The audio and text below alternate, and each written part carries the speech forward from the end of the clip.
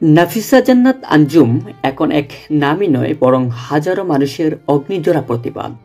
সম্প্রতি বহুল আলোচিত কুলাউড়া উপজেলার শ্রীপুর উচ্চ বিদ্যালয়ের শিক্ষার্থী আঞ্জুম হত্যার মামলার রহস্য উদ্ঘাটন এবং হত্যাকারী জুনেল মিয়া গ্রেফতার।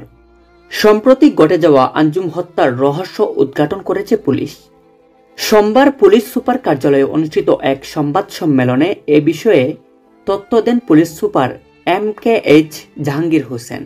গত 12 জুন প্রাইভেট পড়া শেষে বাড়ি না ফিরলে এ বিষয়ে একটি সাধারণ ডায়েরি করেন আঞ্জুম এর পরিবার। এর ঠিক দুদিন পর বাড়ির পাশ থেকে মরদেহ উদ্ধার হলে পুলিশের 6টি বিশেষ টিম এ বিষয়ে অনুসন্ধানে নামে। জনমুখে শোনা বিভিন্ন কথা, 6টি অভিযোগ এবং নারী সংক্রান্ত বিভিন্ন ঘটনার উপর ভিত্তি করে গ্রেফতার করা হয় প্রতিবেশী জুনেল মিয়াকে। এমনকি তার ফোনেও পাওয়া গেছে বিভিন্ন পর্ন সাইট।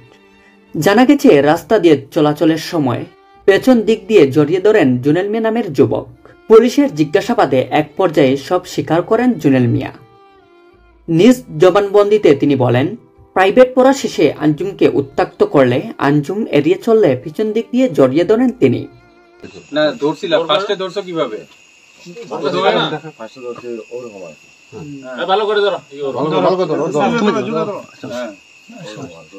জোর করে কি রকম ধরতে ভালো ধরে ধরে দেখা একবার সেম ওরকম ধরে আরো ধরে ধরো ধরে মাথা না নইতো না।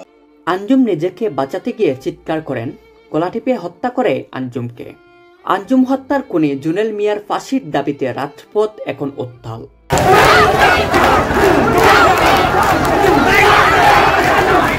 কারো চোখে বোন হারানোর বেদনা, আবার কারো চোখে প্রতিবাদের আগুন।